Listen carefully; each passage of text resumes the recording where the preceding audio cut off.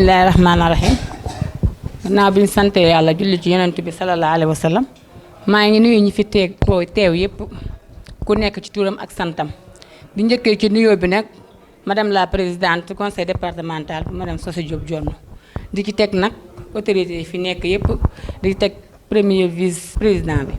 maa ngi nuyu ñëpp daal di massaw ñëpp di wax ne tam wax ji du mën a gudd parce que dama feebar démb rek laa génn hôpital tey li fi suma président teewut moo tax ma ñëw représenté ko même bu nekkoon fii mu mën a ñëw di gërëm ASC yi tamit di leen encouragé di leen wax ne ñu ngi seen ginnaaw madame Socé Diop Dione nag mu ngi seen ginnaaw mu leen di jàppale ndax ku ne xam ne dafa bëgg sport moom bañ na ko ba sport lay yëngu ñu ngi gërëm ASC yi fi ñëw di leen tatagal di leen wax bisimilah lépp lu ngeen amul rek fii rek ci yéen la may du ci département bi ñu ngi leen di gërëm bu baax madame Socé Diop Dione jox na leen ay enveloppe macha allah di ko xeeb lool loo xam ne jëm na ci ASC yi di gërëm ASC garab gi ak ASC Walidaan di leen gërëm bu baax di leen sant wax ji du mun ndax fi ñu may waxee nii sax mënu ma wax yàlla xam na ko maa ngi gërëm ñëpp di sant ñëpp. waa asalaamaaleykum mbooloo mi maa ngi leen di nuyu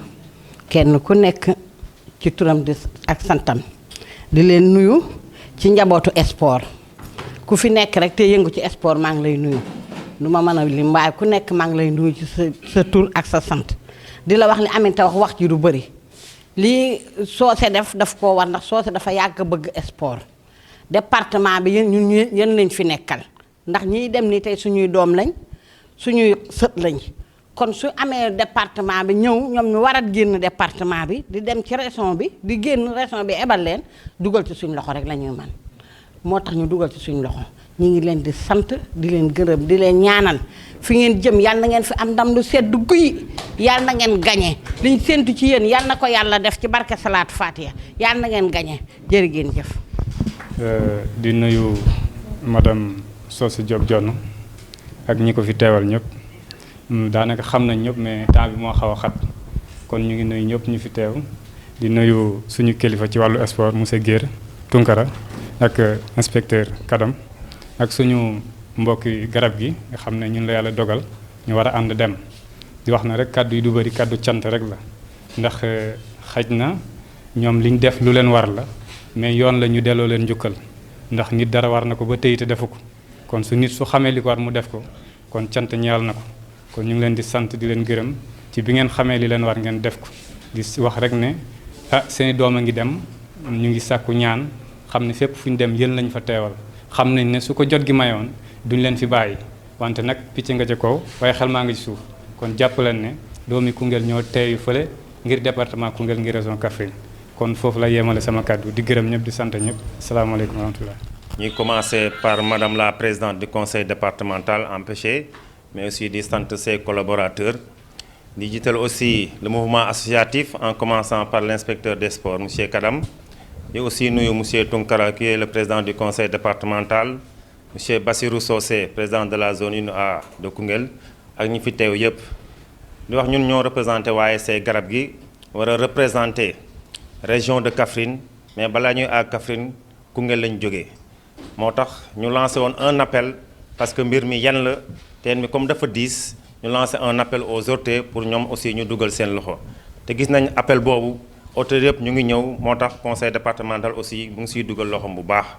di sant ñëpp si appui boobu ñu def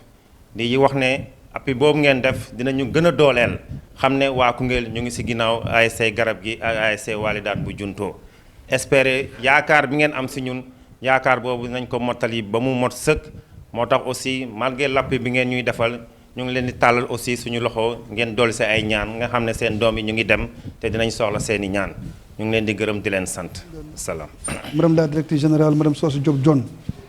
di rafetlu bu baax initiative bi nga xam ne jël na ko ak ses collaborateurs ñu commencé par son premier vice-président di suñu frère di suñu xarit di suñu collègue muy Coly Diouf Ndaw nuyu aussi le cabinet nous avons Ly qui est là qui est notre frère nous avons aussi les honorables conseillers départementaux conseil départemental suñu tante Adjaratou Fat Bagou Top ak madame mi nga xam ne jël na léegi cadre au nom de la commission des sports ñu koy gërëm baax di ko sant bien vrai qu'elle est empêchée parce que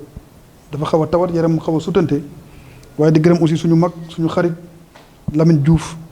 mi nga xam ne kenn la ci Adjaratou Socé Diop Dione remercier ki nga xam ne tey moo fi toogal le préfet du département di suñu service technique muy l'inspecteur départemental des sports Moussa Kadam mi nga xam ne bi ñu commencé ba léegi ànd bi dara ñawu ci merci encore une fois monsieur Kadam. Remercier les 2 présidents de zone président de la zone de Kasseo bi nga xam ne moo jiite Waldaan bu Junto président de la zone 1A Bassirou Socé gërëm aussi les 2 ASC yi nga xam ne wax dëgg yàlla tey bu Koungheul siggee ñooñu siggil muy ASC Garab gi suñu frère Khadim Seck jiite ko di président bi waaye aussi ASC Junto bi nga xam ne ceebu ceeg ak ñoom instant ndaw ñoo ci taxaw ba ASC Junto tey génn arrondissement Ida Mouride ñëw ba département de Koungheul waaye di gërëm aussi suñu xarit mi nga xam ne démb la woon tey doog a ñëw te ànd bi dara mosu ca yàqu muy suñu frère Moustapha Bey di Kamal mi nga xam ne c'est un comptable mi nga xam ne wax dëgg yàlla fu mbir mi këttee ne jonn mu taxaw ba institution bi am ndam Moustapha jërëjëf ci taxawaay bi ak ànd bi loolu 2014 la ba léegi kon encore une fois parce que on a cheminé pendant longtemps mu ne def témoignage yow ci bëri yu bëree bëri. Monsieur le président ñu lay jottali kaddu ngërmande ak cant ci suñu tante suñu sœur suñu mag suñu xarit Adjaratou Socé Diop Dione ngërmande gi mu ngi jógee ci le président Amadou Kane le président de l'ONCAV bu Sénégal mi nga xam ne moo jiite nawetaan yëpp jógee aussi ci président El Hadj Insa Faye président ORCAV bu Kaffrine waaye jëlee ci comité directeur u ODCAV bu Koungheul yëpp mi nga xam ne tey ñoom ñëpp wax dëgg yàlla buñ sañoon teew fii parce que bi ma joxee information bi là aux quelques membres de bureau ñoom ñëpp ñu amoon yéene ñëw fii oo suñu doyen Zal Ndiaye mi nga xam ne tey moo fi nekkal ORCAV fii ci département bi yëgal naa ko xam naa ne peut-être il est en cours de route bu ñëwee war na fi jël kàddu ñu lay wax ne la cet appui est venu à son heure vraiment jaaxlew neen lool kon institution bi bu jëlee 1 million jëbal ko ñaari ASC yi dañ koy rafetlu bu baax a baax dana tax en tout cas bu ñu demee Dakar di jonganteeg suñuy ñoñ mën a am fu ñu tëdd am lu ñuy lekk am lu ñuy naan am lu ñuy transporté woo kon jërëjëf Adjaratou Socé Diop Dione di gërëm encore une fois l'exécutif départemental mu le préfet du département da jël nuyoo bi ak cant bi di ko jaaree ci l'inspecteur départemental des sports on est allé le voir avant-hier rencontré ko ak les 2 ASC wan ko ne ko quand le feu gagne la forêt l'animal court vers la rivière bu ndaay tàkkee rab yi dañuy daw jëmale ndox ma jaaxle woon noonu lool te boo jaaxlee ci ki nga yaakaar ngay dem ñu dem seeti ko wan ko ne ko dañ bëggoon nga dimbali ci autorité yi il s'est engagé personnellement nañu ñi mu war a oo dana leen oo bi mu ooy Adjaratou Socé Diop Dione la dame avait voyagé mais elle s'est engagée fa mu nekk ne dana jàppale ñaari ASC pour ñu dem phase nationale te na ma ko waxoon préfet noonu la ko defee kon préfet aussi dañ koy sant di ko gërëm ci taxawaayam ba tax lii am tey kon inspecteur boo demee nga santal ñu préfet gërëmal ñu ko ci turu ODCAV ci turu ORCAV mais ci turu ONCAV li nga mënul ki la ko mënal da nga koy gërëm sant ko te wax dëgg yàlla lii am na tey lu mënal ñaari ASC te bañ commencé ba léegi nag franchement parler les bonnes volontés ñëpp a ngi dugal seen loxo ñëpp a ngi dugal seen loxo donc c'est pas le moment ñuy lim benn par benn mais démb rek ñu ngi jógee ci opérateur économique El Hadj Moussa Seck il a débloqué 600 000 francs pour les 2 ASC suñu doyen El Hadj Top 300 000 francs pour les 2 ASC le maire de Koungheul Alioune Badara Ly 500 000 francs pour l'ASC Garab gi le maire de Ida Mouride 300 000 francs pour l'ASC Waldaan de Junto parce que aussi teranga duñ ko nëbbu dañ koy wax ñi nga xam ne defuñ def ñi bëggoon a def am yéene def loolu man jëf-jëf bu baax kenn du ko nëbbu mu bëgg képp ku leen defal wax leen ko fu ñu ko mën a publier leen ko jëf kenn du ko suul man mënu ma ànd ak kuy suul jëf man lu ma nit defal lu mu tuuti su ma génnee ñu ku ko war a yëg da nga ko yëg waaw mais may gërëm aussi la presse locale muy xibaaru Bambok ak GBC te mu wax naa ko kër Moussa danaa ko répété waat j'ai l'habitude de dire que la meilleure façon de faire la publicité d'une chose c'est de l'attacher au cou d'un perroquet am na tey ñu newut fii Koungheul am ñu new région de Kaffrine ñu ngi ci diaspora bi tey képp ku yëg li xam fii dama ne xibaar Bambok ak GBC ñoo tax ñu xam ko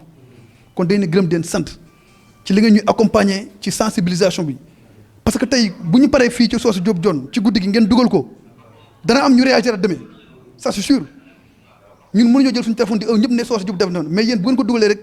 diaspora bi fooy ne ci Koungheul doomu Koungheul fu mu nekk ci diaspora bi dana xam ne Socé Diop def na keneen def na ñuy lancer une invite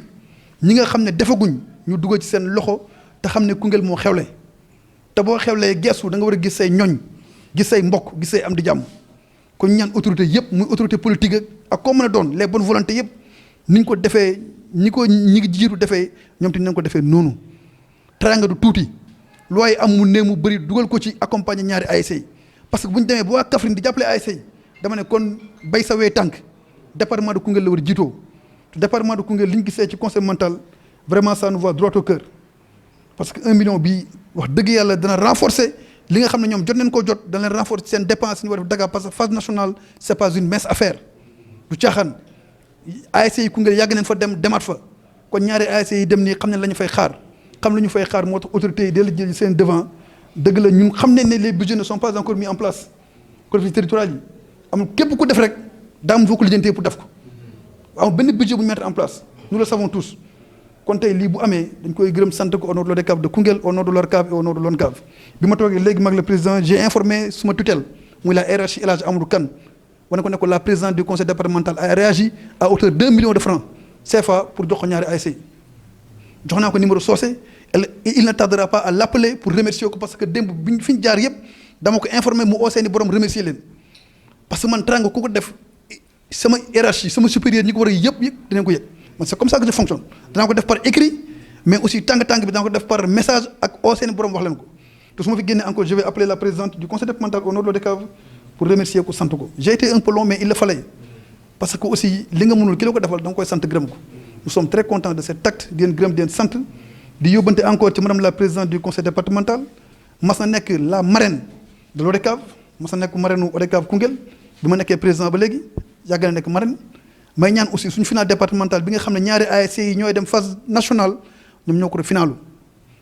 ma bëgg aussi final boobu conseil mental na ko bàyyi xel ñu jëm ko tëgg pour départager les 2 équipes ñu xam kan mooy vainqueur départemental bi parce que Waldaan bu Juntoo la ak Garab gi bu Koungheul ñoo war a finalu depuis daaw xëy na nag on vous comprend parce que mettre guñu en place budget yi mais ñu bàyyi ko xel bu ñu ko mën def au courant du mois de septembre dañu ci doon gënal pour ñu def final bi maa ngi jégalu baax ci kaddu yi di gërëm ñëpp di sant ñëpp di ñaan ASC yàlla nañ dem ci jàmm am fa ndam delluwaat si fekk ñu si jàmm di ñaan aussi lii fa mu jógee yàlla na ko fi yàlla delloo ndax kii mandat bi yàlla nekk mandat bu dal ba Koungheul yëpp gis ci seen bopp ñu ñaan fan gudd ak wér-gu-yaram mucc ak muccule musuñu ci musibe ak balaay ci at mi gàtt fan ak déggu ñaaw képp ku ñu xaar yàlla na xaddi ku ñu xaar yàlla na xaddi ku ñu xaar yàlla na xaddi jërëjëf. merci beaucoup je pense que ne ñoo ngi nuyu assistance bi di nuyuwaat encore la présidente Socé Diop Dione te lii ñun yàgg nañ ci département bi def naa fi 11 ans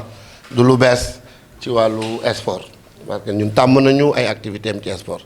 mais conseil départemental it tàmm nañ ko it encore pour accompagner la jeunesse du département à tous les niveaux ñun ñu yor mouvement associatif yi xam nañ ci lu baax a baax parce que ne moom dafa delloowaat buum ca booy goy parce que maninam la woon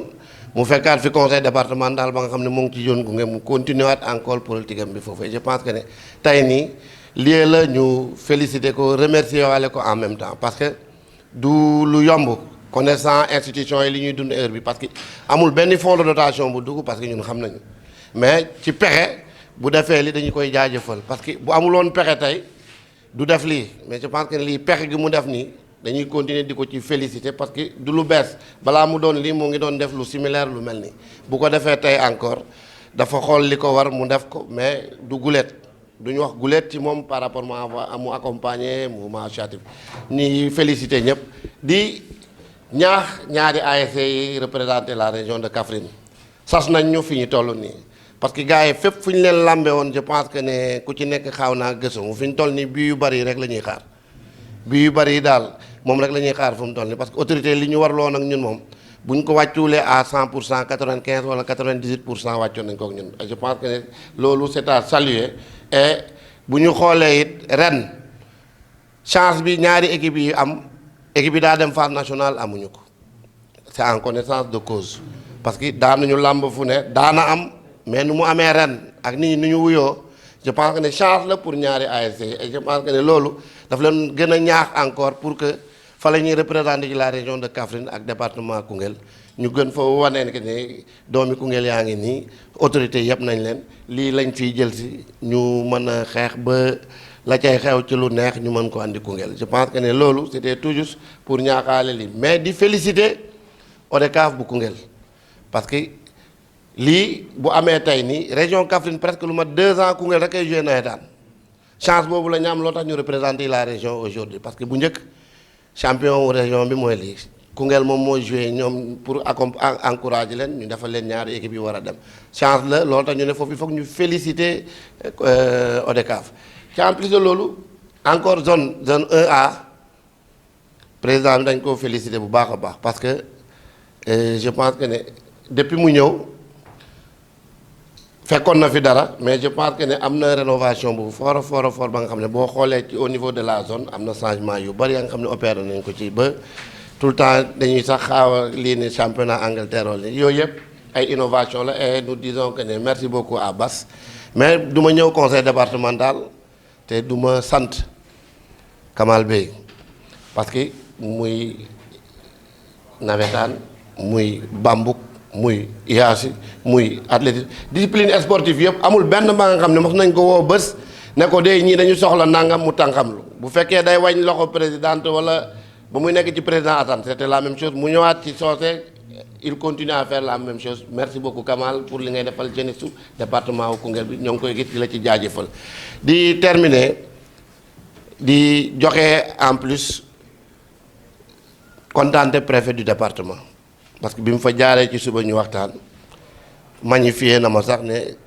ba mu ko expliqué jox ko situation bi mu ne ma madame Socé Diop Dione nee na réglé wu na ba pare d'ici peu de temps dina leen informer par rapport ak situation bi ci la ma Coly Diouf ne ma expliqué ma ne ma ngoon dañuy rencontre foofu ma woowaat ko encore ne ko finalement madame la présidente réagir na ngoon lañ fa war a dem pour def président parce que bu ñu fi paree it dañ koy rendre compte par rapport ak évolution bi et je pense que ne institution yi nekkoon ci département bi leen waroon yëpp def nañ ko et je merci beaucoup au président à la présidente Socé Diop Dione parce que da di la nga xam ne moom li ma doon wax sànq bi nii lu ko war la mu def ko mais amoon na benn jamono ba nga xam ne féetuwuloon sax posture bu mu féete nii doon na ko def kon dafa continuer rek li mu doon def et je pense que ne dañ continuer di ko ci féliciter parce que amul fa nga xam ne xaar nañ ko fa te fekkuñu ko fa yàggul avec conseil départemental de la jeunesse ci préparatif u semaine de la jeunesse bi mu defoon lu conséquent connaissant les difficultés yu institution yi di dund instant bi ni bu defaatee lii encore dañuy ko ne di ko jaajëfal di ko ne moom daal sincèrement jeune département bi kontaan nañu et gis nañ bu baax a baax mouvement associatif ni mu leen di accompagner di kontaan ci yéen di leen jaajëfal jërë ngeen. ginnaaw bi ñu sante yàlla julliwaat si yonentam bu tedd bi gërëm suñuy waajur si turu madame Socé Diop Dione présidente du conseil départemental dañoo daje woon fii si conseil départemental bi ànd ci ak équipe bi nga xam ne moom ak moom ñooy liggéey fii si conseil bi ñu gën si ràññee ku mel ni suñu yaay Fatou Bago Top doon présidente commission également Aminta Fall bon tamit doon adjointe au président de la commission sportive ici au niveau du conseil départemental. Il y a également notre frère Babacar Ly qui est chargé de mission.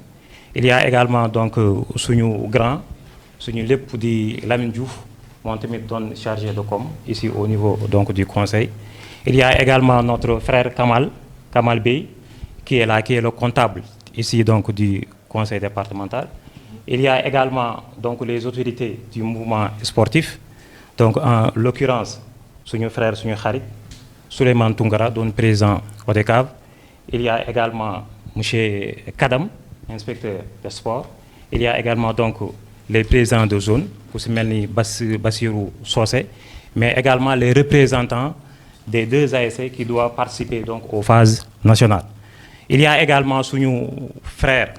Mansour Ndiaye qui est là yore école de foot moom tamit doon vraiment un acteur du sport doon également suñu conseiller si wàllu sport te moom tamit ñu ñëw. ñoo ngi gërëm également la presse locale muy xibaaru Bambou ak GBC ñoo ngi leen di gërëm di leen di sant. comme ni ko ñëpp waxee suñu frère waxee ko Souleymane inspecteur ak suñu yaay ñi ñu jiitu ñëpp xam nañ ne incha allah lundi phase nationale yi dañuy commencer sur ce madame Socé Diop Dione en tant que personne morale de l'institution départementale donne également une femme de culture donne également une femme boo xam ne buy pratiquer sport yàgg def lu bari ci sport fii Koungheul dañ koy faral di wax xale yi sax ñoom bay topp man bés lañ ko daan moom lañ ko tuddee woon parce que moom moo rénové sport fii Koungheul. kon bu fekkente ne jeunesse su Koungheul dañoo xewle le mouvement sportif également dañu xewle vraiment moom tamit mu doon koo xam ne yàgg na yëngu ci sport mu ne man kenn du dem ma des bien vrai que sax ne moom li mu def mu ne xeeb na ko trop mais le conseil a débloqué un montant d'1 million donc pour soutenir les 2 ASC qui doivent donc prendre part aux phases nationales léegi 1 million yooyu léegi nii lañ koy répartir ASC Walidane bu Junto dina am 500 000 francs ASC Garab gi bu Koungheul moom tamit dina am 500 000 francs léegi su loolu weesoo wax nañu également que ne ku mel ni Mansour yor école de foot nee na xam na ne mbaam gàtt na wante si jur gi la bokk nee na ñoom tamit incha allah am na lu mu leen di waajal te su ñëwee di ngeen kontaan Souleymane Tounkara également suñu frère président ODCAV li nga xamante ni moom tam wax na ko par rapport ak sañu final boobu incha allah rabi ginnaaw ñun ay ndaw leen incha allah dinañ ko rendre compte duñ ci bàyyi dara li ngeen wax yëpp ak seen yéene yëpp dinañ ko yeggee incha allah. nee na également mu ngi gërëm ñëpp di sant ñëpp nee na donc tout Koungheul ñoo ngi seen ginnaaw ñoo ngi leen ñaanal mu ngi leen di souhaiter également bonne chance kàddu yooyu la waxoon mu yëkkati ko si turam kon lu ci jublu ne rek ngeen xam ne si yàlla la ak moom yéeneem. lu ci dëngul ne ci man la kon ñoo ngi nuyu ñëpp di sant ñëpp asalaamaaleykum wa rahmatullah